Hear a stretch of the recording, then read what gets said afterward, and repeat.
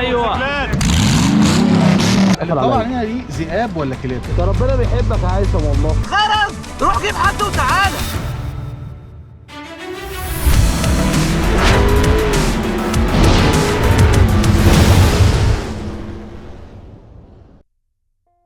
يا صباح الفل عليكم، يا رب تكونوا بخير. معلش لسه صاحي، شكلي طبعا باين عليا. ده تاني يوم، اي نعم. انا غرست هناك في حته اسمها مش عارفه السبخه. شايفين الحته اللي هناك اللي مضلمه دي؟ تحس يعني احنا النهار اهي اسمها السبخه. دي بتبقى بيقولوا عليها ارض تحتيها ميه، ودي من الحاجات اللي انا ما انصحش اي حد بيها بجد. ان اي حد يسافر وبالاخص بموتوسيكل في طريق يكون مضلم او طريق يكون بالذات هو اول مره يطلع عليه. طيب احنا النهارده بقى بنصور كده في النور الصبح وجمال ربنا والهدوء. احنا في كامب دواره اكتشاف. الكامب ده زي ما انتم شايفين كده هو وسط الصحراء، شايفين ولا في اي حاجه يمين ولا في اي حاجه شمال. حلو. عاملين بقى فكره الاوض بحاجه لذيذه جدا. شايفين هو عامل الاوضه ازاي؟ شكلها حلو منسقه، وفي نفس الوقت الاوضه مش ساقعه. يعني انا امبارح بالليل متدفي، مش حاسس ان انا قاعد متسقع. موتوسيكل اهو راكنينه قدام الاوض. شايفين فكره الاوضه؟ بصوا منظر الاوضه، شايفين الستايل بتاع الاوضه عامل ازاي؟ حد هيقول لي ايه بقى اللي فوق ده؟ هي عباره عن ازاز اللي هو بتاع البيبسي. هوريكم دلوقتي ثانيه واحده نقفل عليهم الاوضه. بصوا المنظر هيبقى عامل ازاي.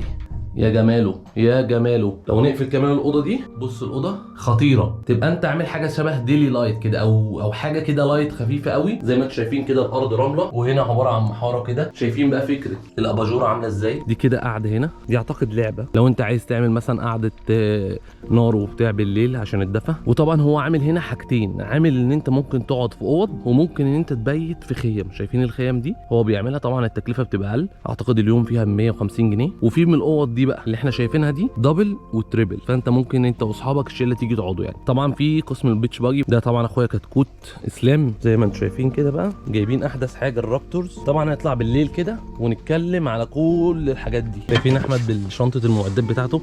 انت جبت معاك البتاع اللي بيشحن الكاوتش ده؟ اهو يا عم، بصوا اهو يا عم زي الفل اهو. بصوا يا جدعان عشان لو بقى فايده نامت. ده بقى بيقيس لك ضغط الكاوتش وينفخه لك، وفي كشاف عشان لو قطعه كله 100 100. العده مستعد. احنا بقى رايحين فين دلوقتي؟ احنا طالعين رايحين للشلالات ورايحين نعمل كذا حاجه كده في المزار السياحي بتاع الفيوم. فتابعوا معانا كل حاجه بقى، واهم حاجه ما تنسوش اللايك والسبسكرايب عشان نفضل دايما مكملين معاكم. دلوقتي وصلنا جبل المدورة.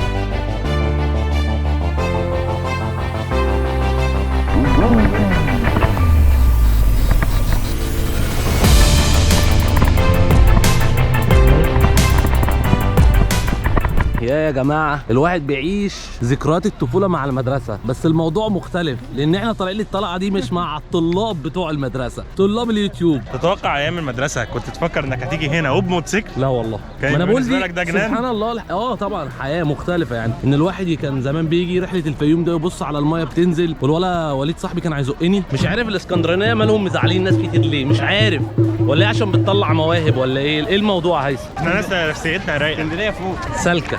فين بقى الشلالات بقى؟ شايفين الشبح اللي في المجره اللي ناقز في نص المايه ده؟ عايز يوري لصاحبته ان هو اجمد واحد في الفصل عنده. بص المنظر. لازم نوريكم الشاب المصري اللي ضحى بروحه.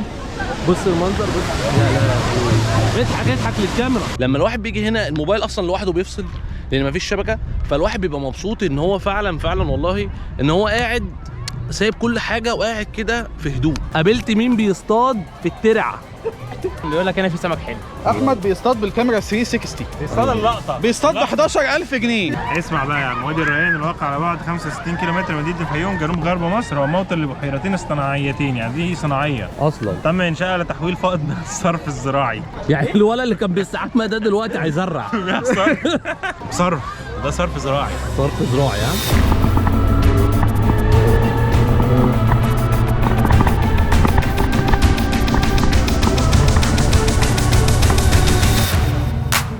بصوا بقى مبدئيا ريبسول كده عامله لنا مسابقه برضو تانية عشان خاطر نشوف مين اللي قادر يكمل لغايه الاخر. بتقول لك ان انت تركب الموتوسيكل بتاعك وتحط كوبايه ميه على التانك، واكتر واحد هيمشي لغايه قدام لمسافه 200 متر والميه بتاعته ما تنقصي، او من الاخر كده اي حد هيبقى كوبايه الميه بتاعته هي المليانه هو اللي هيكسب.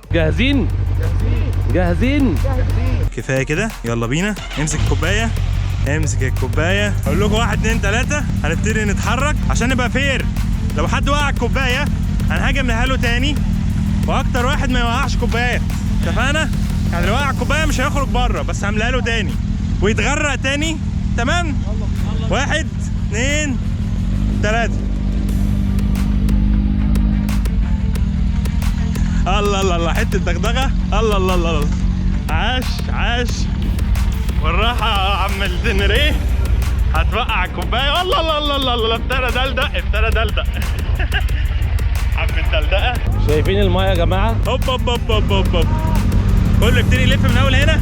ايوه، ايه اللي بيحصل ده؟ ايه اللي انا شايفه ده؟ عاش عاش. الله الله الله الله، لف من عند العربيه وارجع عند نفس النقطه. قص مركز، التركيز العالي، الاداء الحلو. دلدق نقطتين بس. ايه ده، انت دلدقت حبه كمان من هنا.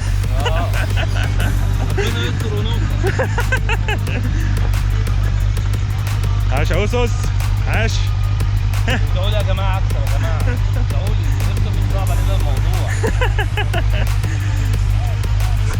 طب خلينا نشوف المنسوب. حلو حلو، 3/4 زي ما هو. وريني كده. حلو ده 3/4 برضه. وريني كده. ده نص كوبايه راح فين يا ابو برعي؟ شربته. الراجل ده مسك الكوبايه، مش هنديها لك، بس كوبايته ناقصه. يبقى كده المركز الاول والراجل الجميل ده. مركز تاني قصقص، مركز تالت ايه ابو برعي. بما اننا بقى جينا الفيوم، فلازم نشوف الدلع ده والرمله مع مين بقى؟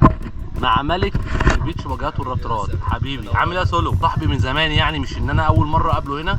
مش شباب بالرجوله والله العظيم، فهمان قوي في الرابترات. دايما كل الناس كانت بتشوف اي حد بيأجر بيتش باجي بيأجر الايه، الموديلات الهوندا ال 250 القديمه. الراجل ده بيضحي وبينزل الرابترات زي ما انتم شايفين، موديلات جديده، وكمان هو اصلا من القاهره. فانا هحسب لكم بقى الرقم بتاع اسلام تمام تحت في الديسكربشن، تقدروا تواصلوا معاه لو عايزين تيجوا تقضوا اي ويك اند هنا ويظبط لكم الدنيا.